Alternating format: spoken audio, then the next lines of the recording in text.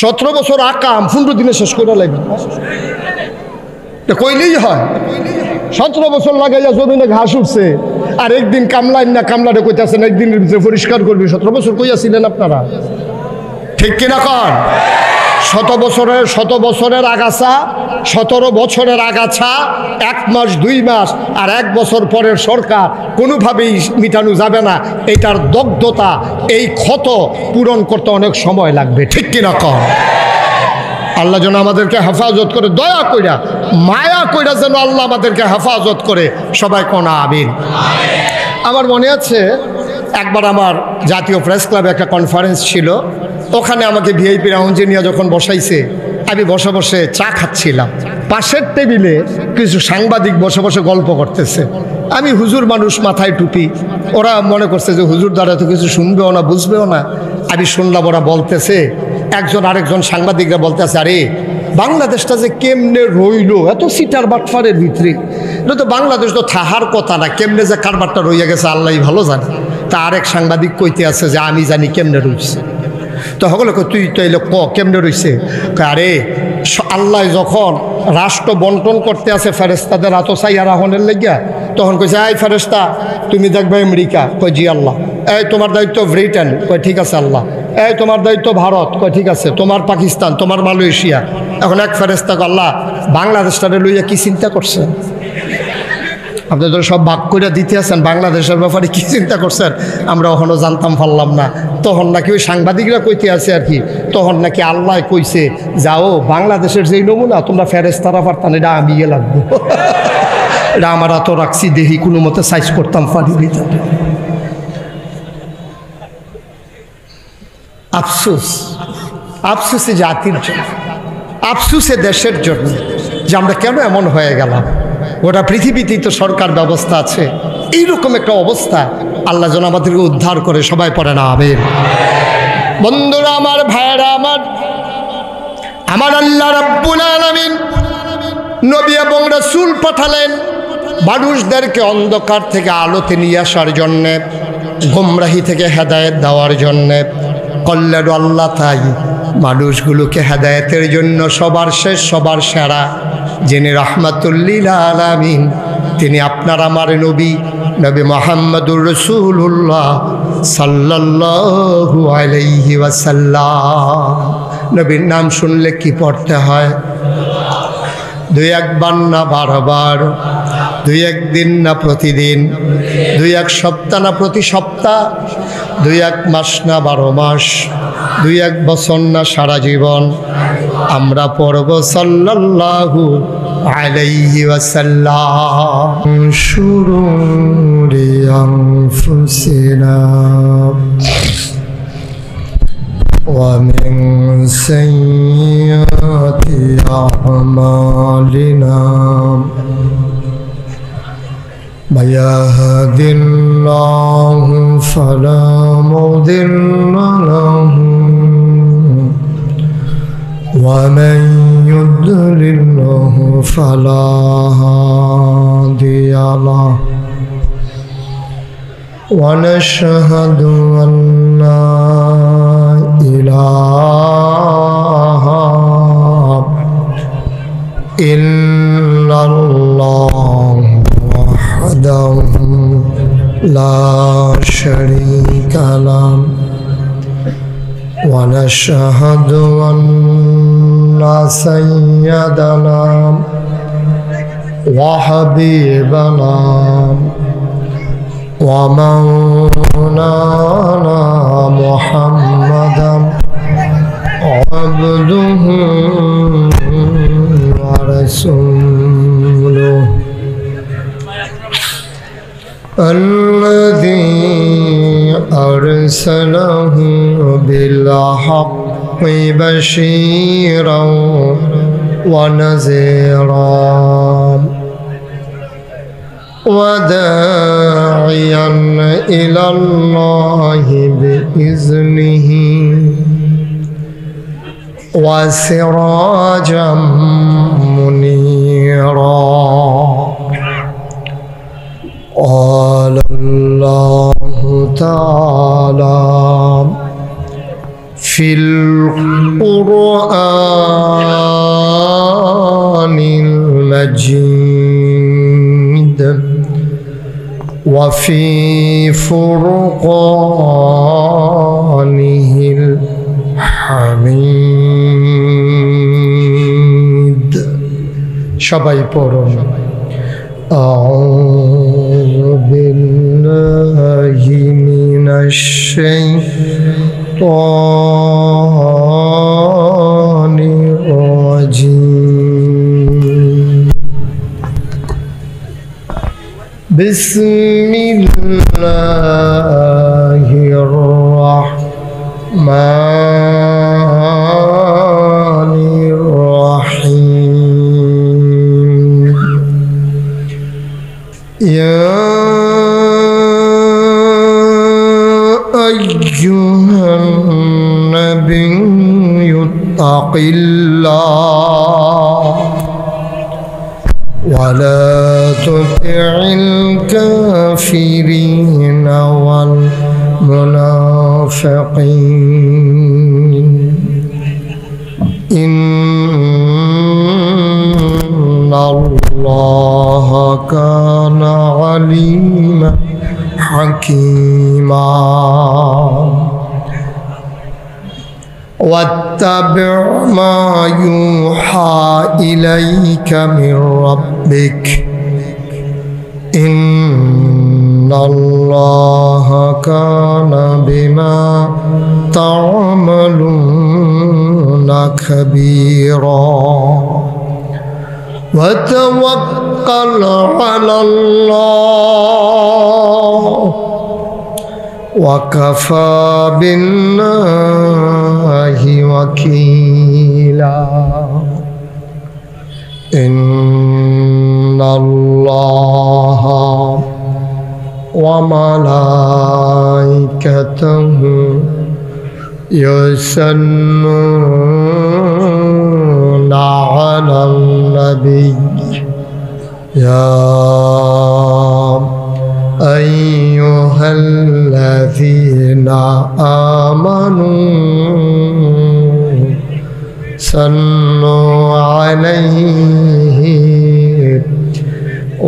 وسلموا تسليما اللهم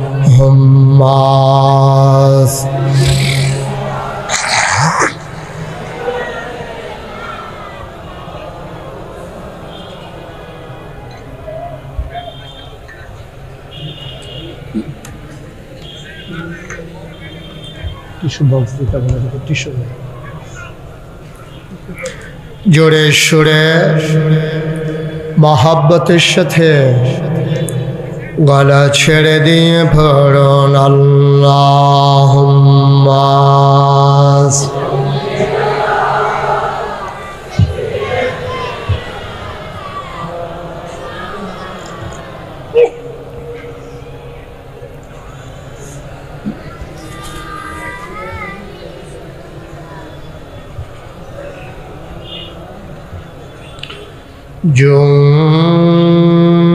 জোরে জোরে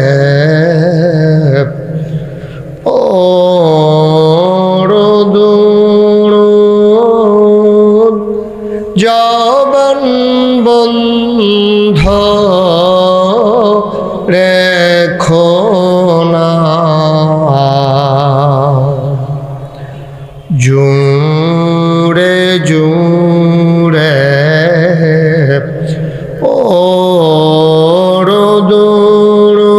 ওরদুরুদ জবান বন্ধ রেখো না এই দুরুদার নেক আমলি এই দুরুদার নেক আমলি জান্নাত তোমার ঠিকানা আল্লাহ হাম্মাস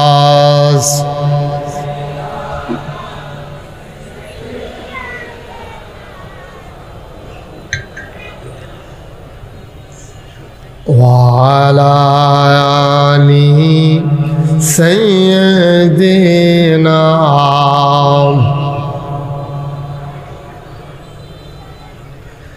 যেখানেই থাকো যেভাবেই থাকো নবীজির দুরূদ ছাইরো না যেখানেই থাকো যেভাবেই থাকো নবীজির দুরূদ ছাইরো না নবীজির দুরূদ না ছাড়িলে নবীজির দুরূদ না ছাড়িলে নবীজি তোমায় ছাড়বে না আল্লাহুম্মা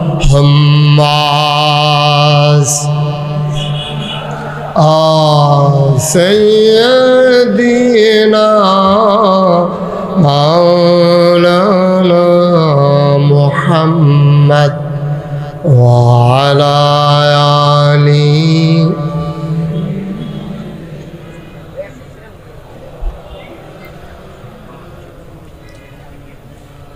وعلى آل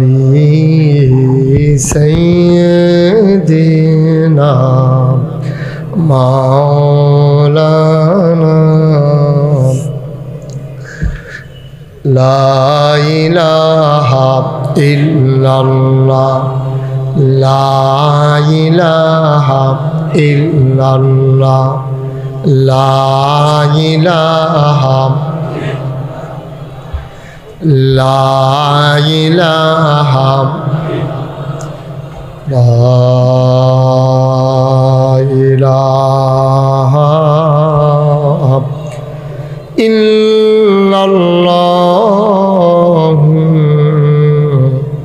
محمد رسول الله صلى الله عليه وسلم اللهم صل وسلم وبارك عليه সবাই পড়ি আলহামদুলিল্লাহ জোরে আর জোরে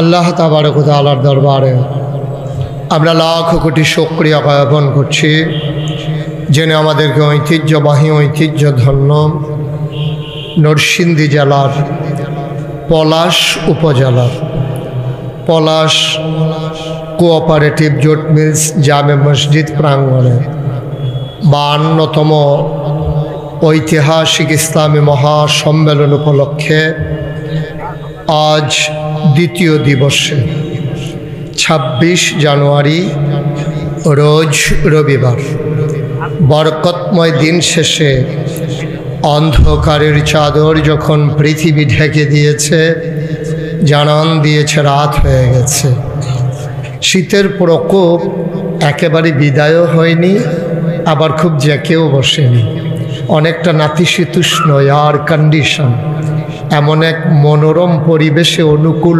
আবহাওয়ায় যিনি আজকের আয়োজনে এই এলাকার হাজার হাজার মানুষ থেকে যাচাই করে বাছাই করে করুণা করে কর্মমুখর কর্মব্যস্ত আনন্দ ঘন একটি দিন অতিবাহিত করার পরে স্বাভাবিকভাবে ক্লান্ত পরিশ্রান্ত অবসন্ন এ পিঠ যখন বিছানা চায় দু চোখ যখন ঘুম চায় এ দেহ যখন আরাম চায় সব কিছু হারাম করে দিয়ে সুজলা সুফলা আমার সোনার বাংলাদেশের 56,000 বর্গমাইলের টাকনাফ থেকে তেঁতুলিয়া রূপসা থেকে পাথুরিয়ার এই অপরূপ আমার সোনার বাংলাদেশ আমার প্রিয় জন্মভূমিতে, যিনি আজকের আয়োজনে আসার বসার কিছু কথা শোনার সুযোগ করে দিলেন এবং কিছু লোককে দাঁড়িয়েও থাকারও সুযোগ করে দিলেন।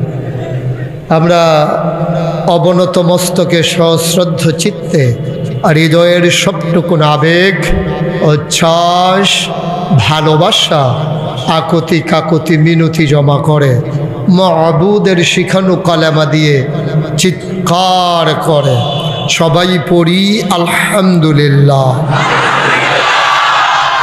জনাব সাহেবে সদর, আজকের এই মাহফিলের জনাব সভাপতি জনাব মোহাম্মদ আবু বকর সিদ্দিক, আজকের প্রধান অতিথি, বাংলাদেশের মাটি ও মানুষের সাথে যার সম্পর্ক, বিশেষ করে পলাশের মাটি যাকে জন্ম দিয়ে ধন্যবোধ করছে, পলাশের মাটি ও মানুষের সাথে যে মানুষটির হৃদয়ের সম্পর্ক, অবিচ্ছিন্ন সম্পর্ক, বাংলাদেশের প্রথিতযশা ক্লিন ইমেজের একজন রাজনীতিবিদ, যে রাজনীতিবিদের ব্যাপারে কোনো স্ক্যান্ডাল নাই, যে রাজনীতির ব্যাপারে দুর্নীতির কোনো অভিযোগ নাই, যার ব্যাপারে হিংসাত্মক কথার কোনো কথা নাই, যিনি আগলে রেখেছেন মাটি ও মানুষকে আপন মহিমায়, আপন স্নেহে যিনি ধারণ করেছেন এ এলাকার মানুষকে, আমার প্রিয় মানুষ, পরিচ্ছন্ন রাজনীতিবিদ জনাব ডক্টর আব্দুল মঈন খান, যিনি বংশানুক্রমেই রাজনীতিকে ধারণ করেন। আমি দোয়া করছি আল্লাহ যেন দীর্ঘ ন্যাক হায়াত দিয়ে সুন্দর ভবিষ্যৎ বাংলাদেশ বিনির্মাণে তিনি যেন ভূমিকা রাখতে পারেন, আল্লাহ যেন তৌফিক দান করেন। সবাই পড়ে আমিন। আজকের আয়োজনের যিনি প্রধান অতিথি হিসেবে পোস্টারে নাম আছে, কিন্তু এখন কারণে বিশেষ অতিথি হয়ে গেছেন আর কি,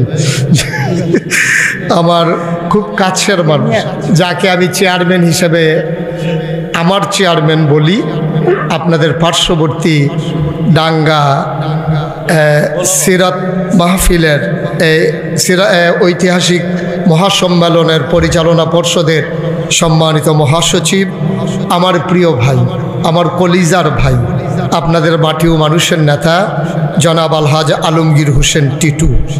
উপস্থিত থাকার কথা ছিল বিশেষ অতিথিবৃন্দ, বিশেষ করে আমার খুব কাছের মানুষ, যিনি আমার দরবারে একাধিকবার ছুটে গেছেন। আজকের বিশেষ অতিথি আলহাজ হজরত মৌলানা মোহাম্মদ কাফায়েতুল্লাহ, যিনি তার ভাগিনার অপারেশন হচ্ছে বলে তিনি এখন মেডিকেল সেন্টারে আছেন, যিনি আসতে পারেননি, আমার মাধ্যমে আপনাদের কাছে দোয়া চেয়েছেন। আরেক বিশেষ অতিথি জনাব মনিরুজ্জামান মনির এবং উপস্থিত অন্যান্য ওলামায়ে কেরাম, রাজনীতিবিদেরা এবং এই এলাকার বিভিন্ন মসজিদের ইমাম সাহেবান, উপস্থিত কলিজার টুকরা যুবকেরা, পর্দার আড়ালের মা ও বোনেরা, সবার প্রতি আমার আবারও আন্তরিক সশ্রদ্ধ সালাম। আসসালামু আলাইকুম ওয়া রাহমাতুল্লাহি ওয়া বারাকাতুহু। আমি মঞ্চে বসার পরে আমার যেটা সবচেয়ে বেশি দৃষ্টিকটু মনে হয়েছে, হঠাৎ করে একজন একটা চিৎকার মারেন, এই সরেন। এই আপনি সরাইতে গিয়ে যে কি ক্ষতিটা করছেন এটা আপনি বুঝেন নাই, আপনি সাংঘাতিক ক্ষতি করছেন। দয়া করে এইভাবে হঠাৎ করে কেউ চিৎকার করবেন না, আপনি ইশারা ইঙ্গিতে পারলে বুঝান, নতবা আওয়াজ করার কোনো দরকার নেই। এই মিডিয়াগুলোকে আপনারা অনেকেই থামিয়ে দিতে চেয়েছেন। আজকের এই পলাশের মাহফিল আমেরিকাতে থেকে, ইউরোপিয়ান কান্ট্রিগুলো থেকে, মধ্যপ্রাচ্যের দেশগুলো থেকে, সব জায়গার মুসলমানরা দেখতে পাচ্ছে, শুনতে পাচ্ছে, এবং পলাশের নাম আজকে গোটা বিশ্বে ছড়িয়ে যাচ্ছে এই সোশ্যাল মিডিয়ার সুবাদে। তা আপনি যদি এগুলোকে থামিয়ে দেন তাহলে তো আপনার পলাশকে আপনি নিয়েই বসে থাকতে হবে, কেউ চিনবে না। সুতরাং দয়া করে এই আওয়াজটা কেউ করবেন না। মিডিয়ার ক্ষেত্রে কখনো বাধা হবেন না। যেখানে মিডিয়াকে বাধাগ্রস্ত করা হয় সেখানে সমাজ দুর্নীতিগ্রস্ত হয়ে পড়ে। মিডিয়াকে অবাধে বিচরণ করতে দিতে হবে, এটাই হচ্ছে আমাদের দায়িত্ব। শুধু এই মিডিয়া নয়, সোশ্যাল মিডিয়া বলেন, প্রিন্ট মিডিয়া বলেন, ইলেকট্রনিক্স মিডিয়া বলেন, সকল জায়গায় আমাদের তাদেরকে অবাধ বিচরণ করতে দিতে হবে, এটাই হচ্ছে আমাদের দায়িত্ব। আল্লাহ যেন কবুল করে, সবাই পড়েন আমিন। আমি কষ্ট পাচ্ছি যে সবাই আজকের মাহফিলে বসতে পারেননি। সবাই বসতে পারলে অনেক ভালো হতো। কেউ দাঁড়িয়ে আছেন, কেউ বসে আছেন, এটা সত্যিই কষ্টকর। যাদের মোবাইলগুলো আছে দয়া করে বন্ধ করে দিতে হবে। এই যে এটা কথা বলার জায়গা না, আপনি ফোনটা পট করে কেটে দেবেন দয়া করে। যত গুরুত্বপূর্ণ ফোনই আসো, এই যে আপনি লাইটটা ফ্ল্যাশ লাইটটা বন্ধ করেন। মোবাইল ধরবেন না কেউ, দয়া করে মোবাইলগুলো সবাই সাইলেন্ট করে নেন। আমরা দ্বীনের কথা শুনব, সুতরাং কোনো বাধা যেন আমাদের জন্য বাধা হয়ে না দাঁড়ায়, এটা আমরা এনশিওর করতে হবে ইনশাআল্লাহ। আল্লাহ যেন আমাদেরকে কবুল করে, সবাই বলে আমিন। যারা দাঁড়িয়ে আছেন, আমরা আপনাদেরকে বসতে দিতে পারলাম না বলে, আমিও যেহেতু এখন মাহফিলের একটা অংশ হয়ে গেছি, আমি সবার পক্ষ থেকে দুঃখবোধ প্রকাশ করছি। আমি যখন যে মাহফিলে যাই, কিছু লোক যদি দাঁড়িয়ে থেকে বসতে না পারে, তাদের জন্য আমার পক্ষ থেকে একটা প্রেসক্রিপশান আছে। এই প্রেসক্রিপশানটা হলো, আমি তো ঘন্টা দুয়েক আলোচনা করি, তো এর ভিতরে 1 ঘন্টা যখন হবে আমরা একটা হাফ অ্যান আওয়ার দিয়ে দেবো ইনশাআল্লাহ। এই অর্ধেক শেষ করার পর আমরা 5 মিনিটের জন্য বিরতি দেব। যারা বসে আছেন তারা দাঁড়িয়ে যাবেন, যারা দাঁড়িয়ে আছে তারা বসে পড়বেন। এটা সুবিধা হবে না, না বৈশা থেকেও যদি আমি দাঁড়াইছিলাম, কিচ্ছু করার নাই। তাহলে আরেকটা প্রেসক্রিপশান আছে আমার কাছে, এটা হলো মাহফিল শেষ হইলে আপনারা যারা দাঁড়াই রয়েছেন ঘন্টা দুয়েক বৈশা যাবেন ইনশাআল্লাহ। মাহফিল শেষে যেহেতু বসতে পারেন না, এটা তো কুশল করা লাগবে, তো ঘন্টা দুয়েক বসে যাবেন ইনশাআল্লাহ। একবারে মাহফিল শেষ হইলে দৌড় দেওয়ার দরকার নাই আপনারা, যেহেতু জায়গা পায় নাই, পরে বসে যাবেন ইনশাআল্লাহ। যেটা ভালো হয় ওটা কইরেন, কিন্তু এখন বিরক্ত করা যাবে না। মনোযোগের সাথে আমরা কোরআনের আলোচনা শুনবো ইনশাআল্লাহ। ওয়া তৌফিকি ইল্লা, আল্লাহ যেন কবুল করে, সবাই পড়ে আমিন। আমি শুরুতে আল্লাহর কাছে দয়া চাই, আপনাদের কাছে দোয়া চাই। আল্লাহ যেন আমার মুখ দিয়ে ওই কথাগুলো বের করে দেন যেগুলো আমার জন্য দরকার এবং আপনাদের জন্য দরকার, সবাই পড়েন আমিন। বন্ধুগণ, আজকের এই আয়োজন সত্যিই মনোমুগ্ধকর। আজকের আয়োজন সত্যি একেবারে মানুষের সমাগমে একেবারে জনস্রোতে পরিণত হয়ে আপনারা টুইটুম্বুর করে কানায় কানায় পূর্ণ করে উপচে পড়া ভিড় দিয়ে আজকের এই আয়োজনকে সার্থক করেছেন, সুন্দর করেছেন। এজন্য আমরা প্লিজড, আমরা মুগ্ধ, আমরা অভিভূত। হৃদয় নিংড়ালু শুভেচ্ছা আপনাদের জন্য। যারা আয়োজন করলো নিশ্চয়ই তারা ভালোবাসার মানুষ, তারা আপনাদেরকে বসতে দিতে পারলো না বলে ক্ষমা সুন্দর দৃষ্টিতে দেখতে হবে। ইংরেজিতে একটা কথা আছে, লাভ does not keep A record of রং। ভালোবাসা কখনো ভুলের হিসাব রাখে না। যেহেতু ভালোবাসার বন্ধনে আপনারা আবদ্ধ, আশা করি এই ভুলের হিসাব নিয়ে আপনারা বাড়িতে যাবেন না। সবাই মিলে আমরা আনন্দ ঘন পরিবেশে খরগোশের মতো কান খাড়া করে মাছের মতো নিষ্পলক নয়নে আমরা কথা শুনবো ইনশাআল্লাহ। ওয়া তৌফিকি ইল্লা বিল্লাহ। আমরা শুরু করছি ইনশাআল্লাহ। সবার মনোযোগের সাথে শুনতে হবে। দয়া করে যারা মোবাইলগুলো ধরে রেখেছেন, দয়া করে মোবাইলগুলো নামাই ফেলতে হবে। এইভাবে ওয়াজ না যায় শোনা, জানা যায় রেকর্ড করা। আপনারা খুব খেয়াল করে কথা শুনেন। সবার মোবাইলগুলো বন্ধ করে দেন যারা ধরে রেখেছেন। আপনি তো সারা জীবন, এই যে আমার পাশে যে উনি বলতেছে যে হুজুর সারা জীবন শুধু ইউটিউবে দেখলাম, আজকেই আপনাকে সামনাসামনি দেখলাম। তো সামনাসামনি আপনারাও তো অনেকে দেখছেন, তো ইউটিউবে দেখার পরে সামনাসামনি আসলাম যেন ইউটিউবে দেখা না লাগে। তো এখনও যদি ভিতরে এসাইয়া থাকেন তো আমি আর বাড়ি শিখিতাম, আমার বারণের কি দরকার ছিল, ভিতরে থাকতাম, এটাই ভালো ছিল না। সবাই পড়ে না আমিন, জুড়ে আরো জুড়ে। বন্ধুগণ, আমরা সরাসরি কোরআনে ঢোকার আগে মারদুদ শয়তান থেকে ফেরা হয়েছে যিনি রহমান, যিনি রাহিম, তার নামে চলেন শুরু করি। সবাই পড়ি। আউযু বিল্লাহি মিনাশ শাইতানির রাজিম। বিসমিল্লাহির রাহমানির রাহিম। বিতাড়িত শয়তান থেকে ফেনা হয়েছে যিনি রহমান, যিনি রাহিম, তার নামে শুরু করছি। বন্ধুরা আমার, ভাইরা আমার আল্লাহ রাব্বুল আলামিন এই দুনিয়াতে আগে মানুষ বানান নাই। এই দুনিয়াতে ছিল জিন আর ফেরেশতা। বলেন সুবহানাল্লাহ। এই দুনিয়াতে ছিল জিন আর ফেরেশতা। জিনেরা মারামারি কাটাকাটি ঝগড়া বিবাদ করলো। এই পাশটা একটু সরিয়ে দিতে হবে। আপনারা তো আস্তে আস্তে মাঝের মাঠে চলে যাচ্ছেন, সরেন সবাই, এই পাশটা সরিয়ে দেন। আপনাদের চেয়ারগুলো দয়া করে একটু পেছনে দেন, আপনার চেয়ারটা একটু পেছনে দেন। জি জি, আপনারটা একটু কষ্ট করে পেছনে দিয়ে দেন, তাহলে লোকজন দেখতে সুবিধা হবে। জি জি, ওকে ফাইন, থ্যাংক ইউ। একটু সরাই দেন, আপনি সরান। এই যে সাউন্ড বক্সের দিকে কেউ থাকতে পারবে না, আরও সরান, আর আগাইতে দিয়েন না কাউকে। এই ঠিক আছে, আপনি এখানে থাকেন, আপনি আবার সরানের ভিতরে ভালো। হ্যাঁ, ওনার সরানিটা সুন্দর হয়। হ্যাঁ ঠিক আছে, থ্যাংক ইউ। একটা লোককে আগাইতে দেবেন না।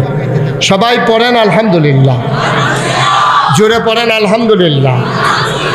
এই দুনিয়াতে আগে ছিল জিন আর ফেরেশতা। আল্লাহ খুব রাগ করলেন। কেন? জিনেরা মারামারি কাটাকাটি ঝগড়া বিবাদ যা মন চায় তাই শুরু করে দিল। আল্লাহ খুব রাগ করলেন। আল্লাহ রাগ করে ফেরেশতাদেরকে পাঠাইয়া জিনদেরকে পিটাইয়া আল্লাহর জমিন আল্লাহ খালি করে দিলেন। সুবহানাল্লাহ বলবেন না?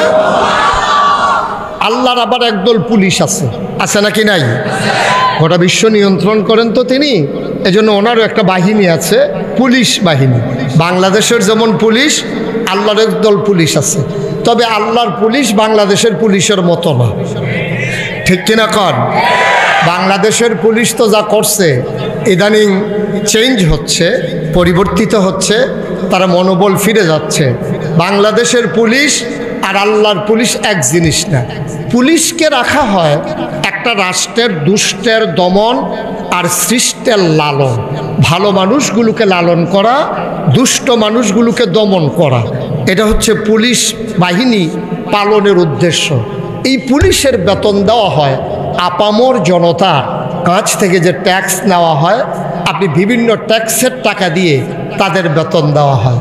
অথচ আফসোসের সাথে আমরা 2024 সালে আমরা খেয়াল করে দেখলাম, আমার এই পুলিশ আমার টাকায় বেতন নেওয়া, আমার টাকায় পুলিশের জন্য যে বন্দুক কিনে দেওয়া হয়েছে, আমার টাকায় যেই পুলিশের গুলি কিনা হয়েছে, আমাদেরকে সুন্দর পরিবেশ দান করার জন্যে আমরা দেখলাম একটা ফ্যাসিস্ট গোষ্ঠীর পক্ষ নিয়ে আমার এই পুলিশ বাহিনী আমার টাকার বেতনে, আমার টাকার বন্দুক কেনা, আমার টাকার গুলি, আমার সন্তানের বুকের মাঝে ওরা তাক করে আমার আবু সাঈদের মতো হাজারো যুবককে জমিনের সাথে লুটিয়ে পড়তে বাধ্য করেছে, ঠিক কিনা?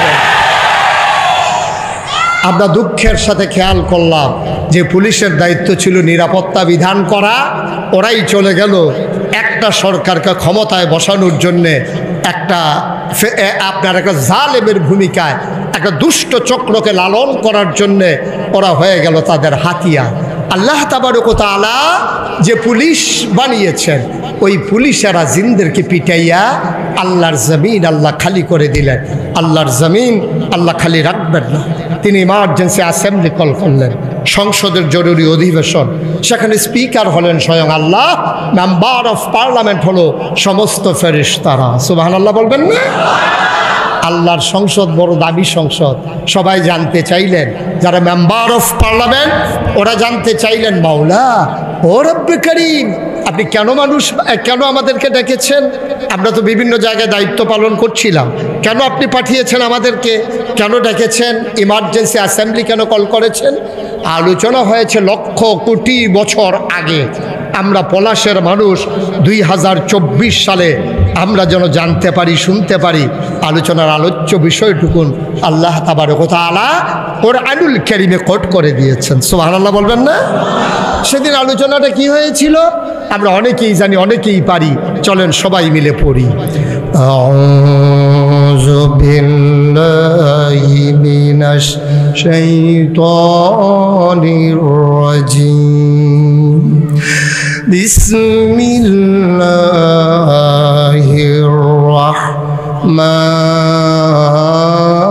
রাহমানির রাহিম। ইন্নী জাইলুন ফিল আরদে খলিফা। আল্লাহ রেখে বললেন, ও ফেরেশতারা, আমি একটা কওম, আমি একটা সম্প্রদায়, আমি একদল মানুষ বানাতে চাই যাদের পরিচয় হলো তারা আমার খলিফা। ফেরেশতারা বলল, বানাবেন না। কয়, কেন বানাবো না? আর আগে আপনি জিন বানিয়েছেন, ওরা মারামারি করলো, কাটাকাটি করলো, ঝগড়া বিবাদ করলো, মানুষ মানুষের রক্ত বহিয়ে দিল, মানুষ মানুষের খুন করলো, সন্ত্রাস করলো, লুটতরাজ করলো। একবার ক্ষমতা পাইয়া 17 বছরের জন্য চিরস্থায়ী বন্দোবস্ত করে নিল। ঠিক কিনা? মানুষ সেন্টিমেন্ট, মানুষ তাদের মতামত পেশ করেছে 5 বছরের জন্যে, কিন্তু ক্ষমতার স্বাদ পাইয়া 17 বছর একেবারে জগদ্দল পাথরের মতো মানুষগুলোর মাথার উপরে চেপে বসেছে। মানুষ চাইল কি আর ওরা করলো কি? ওরা ভুলেই গেল ক্ষমতা হলো কচু পাতার পানির মতো টলমলো টলমলো, যে কোনো সময় একটা মৃদুমন্দ হাওয়ায় যে কোনো সময় কাত হয়ে ওই কচু পাতার পানি যেমন পড়ে যায়, ক্ষমতাও ঠিক তেমন। আল্লাহ তাবারক ওয়া তাআলা ক্ষমতা দিয়ে টেস্ট করেন এই ক্ষমতার সুষম ব্যবহার মানুষগুলো করতে পারি কিনা। যখনই মানুষ স্বৈরাচারী হয়ে যায়, মানুষগুলো যখন আল্লাহর বিধানকে উপেক্ষা করে নিজের মতামতকে মানুষের উপরে চাপিয়ে দিতে চায়, যুগে যুগে যেমন করে ধ্বংস করে দেওয়া হয়েছে, আল্লাহ তাবারক ওয়া তাআলার কাছে ফেরেশতারা তুলে ধরলেন, ও আল্লাহ, আপনি তো মানুষ বানিয়েছেন, মানুষ বানাবেন, এর আগে জিনেরা যেমন করেছে মানুষগুলো তো এমনই করবে। আল্লাহ তাদের যুক্তি মানলেন না, তিনি বুদ্ধিপূর্ণ জবাব দিয়ে দিলেন, ইন্নী আ'লামু মা লা তা'লামুন, আমি যা জানি তোমরা তা জানো না। বলেন সুবহানাল্লাহ। মানুষ বানানো হয়ে গেল। সুবহানাল্লাহ বলবেন না? মুসলমান, মন দিয়ে শোনো, এ মানুষ বানানোর উপরে আল্লাহ মানুষকে এমনি এমনি ছেড়ে দেন নাই। কোন পথে গেলে জান্নাত, কোন পথে গেলে জাহান্নাম, কোন পথে গেলে লাভ আর কোন পথে গেলে লোকসান, কোন পথে ভালো, কোন পথে মন্দ, কোন পথে কল্যাণ, কোন পথে অকল্যাণ, কোন পথে শিরক বেদাত, কোন পথে তাওহীদ রিসালাত, কোন পথে কুফর আর কোন পথে ইসলাম জানানোর জন্যে আমার আল্লাহ মানুষদের মাঝ থেকে যাচাই করে বাছাই করে, করুণা করে, দয়া করে, মায়া করে একদল উত্তম চরিত্রের মানুষ, যাদের গুনাহ নাই, গুনাহ হওয়ার সম্ভাবনাও নাই, এমন একদল মানুষকে আমার আল্লাহ আমাদের জন্য নবী এবং রাসূল করে পাঠাইছেন। বলেন সুবহানাল্লাহ। এই নবী এবং রাসূলেরা মানুষদেরকে ডেকে ডেকে অন্ধকার থেকে আলোতে, গোমরাহি থেকে হেদায়েতে, কুফর থেকে ইসলামে নিয়ে এসেছে। ক্রমধারায় যুগের সময়ের ব্যবধানে নবীদের বংশ পরম্পরায় সবার শেষ যিনি, সবার সেরা যিনি, যিনি ইমামুল মুরসালিন, যিনি খাতামান নবিয়্যিন, যিনি রাহমাতুল লিল আলামিন, তিনি আপনার আমার নবী, নবী মুহাম্মদুর রাসূলুল্লাহ সাল্লাল্লাহু আলাইহি ওয়াসাল্লাম। বলেন সুবহানাল্লাহ। তোমরা বাবা মাহফিল শুরু হয়েছে না, উঠলা কেন? কেন উঠলা তোমরা? দোহানটা খুললা সারছি না, কয় বাহি দেন। এটা মনে করছো অন্য হুজুর, সিফা দিয়া বইয়া থাও, উডে উডে কানে মাসি লাইল না, বইয়া থাকা না। আয় তারা বসাও, সবাই কোনা আমিন, জুড়ে আরো জুড়ে। পিন পতন নিস্তব্ধতার মাঝে কথা হবে, ওঠা উঠি চিন্তাও করা যাবে, উঠবেন তো দূরের কথা, চিন্তাও করা যাবে না। এখন থেকে যে উঠবে তার কোনো বিচার হবে না, যাদের কাছ থেকে উঠবে বিচার হবে তাদের। তো বুঝেই না, তো বুঝলে তো আর উঠলো না, যেহেতু সে উঠছে আপনি কেন তারে বসাইলেন না, এটার জন্য বিচার হবে। আজকে বাংলাদেশ সহ গোটা বিশ্ব ডিস্ট্রয় হচ্ছে এই কারণে। আমরা ন্যায়কে ন্যায় বলতে পারি না, অন্যায়কে অন্যায় বলতে পারি না, সাদাকে সাদা বলতে পারি না, কালোকে কালো বলতে পারি না, আলোকে আলো বলতে পারি না, অন্ধকারকে অন্ধকার বলতে পারি না, আমরা তৈলকে তৈল বলতে পারি না, পানিকে পানি বলতে পারি না। যদি আমরা বলতে পারতাম, বাংলাদেশের 18 কোটি মানুষ যদি বলতে পারত আর যদি শুনতো তাইলে বাংলাদেশে সরকার বদলের পরে গোটা বিশ্বে সরকার বদল হয় নানান কারণে। কখনো পতন হয়, সরকার বদল হয় সরকার প্রধানের মৃত্যুর কারণে, সরকার বদল হয় নির্বাচনের মাধ্যমে, সরকার বদল হয় গণ অভ্যুত্থানের মাধ্যমে, বিপ্লবের মাধ্যমে। কিন্তু আমরা আফসোসের সাথে খেয়াল করে দেখলাম গোটা বিশ্বেই সরকার বদল হয়, কিন্তু সরকার বদলের পরে মানব সভ্যতার ইতিহাস যেদিন থেকে শুরু হয়েছে, সরকারের এই অবকাঠামো যেদিন থেকে শুরু হয়েছে, যেদিন থেকে রাষ্ট্র, যেদিন থেকে বিভাগ, যেদিন থেকে জেলা, উপজেলা, ইউনিয়ন, গ্রাম, এই রাষ্ট্রীয় অবকাঠামো তৈরি হয়েছে, সেই দিনের পর থেকে আজ পর্যন্ত সরকার বদলের পরে পৃথিবীর কোনো দেশে সরকার প্রধান, মন্ত্রী পরিষদ, উপদেষ্টা, আমলা কামলা বদুল্লা, র্যাব, গোয়েন্দা, কর্মকর্তা, কর্মচারী একসাথে সবাই পালিয়ে গেছে, পৃথিবীর ইতিহাস নাই। ঠিক কিনা বলো?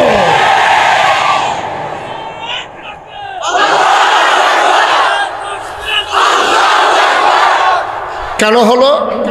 বাংলাদেশে এমনটা হলো কেন? ওই যে এইখানটা উঠতে লইছে, আপনারা যে ডাক দিচ্ছেন না এই কারণে। আমরা অনেক বলছিলাম এরকম কইরেন না, আমাদের কথা তো শুনে নাই, শুনলে আজকে পালাইতে হয় না। ঠিক কিনা কর? আমরা আলেমরা জীবন বাজি রেখে আমরা হুমকির মুখে জেল, জুলুম, নির্যাতনকে উপেক্ষা করে আমরা বারবার বলেছিলাম মানুষের মতামতের বাইরে গিয়া এইভাবে হয় না, দিনের বুট রাতে করে হয় না, আমি দামি করে হয় না, নির্বাচনের ভিতরে এই ভোট কারচুপি করে বিনা ভোটে হয় না। এগুলো একদিন মানুষ ফুসে উঠে, আর মানুষ যখন ফুসে উঠে তখন তাকে দমানো বড় মুশকিল। সাপ ফুসে উঠলে তাকে দমানোর জন্য ওঝা আছে, কিন্তু মানুষ ফুসে উঠলে দমানোর কোনো মেশিন নাই। ঠিক কিনা বলো? হয়েছেও তাই। আর নয়তো এই ঘটনা হতো না বাংলাদেশে। এটা আমাদের জন্য দুঃখজনক।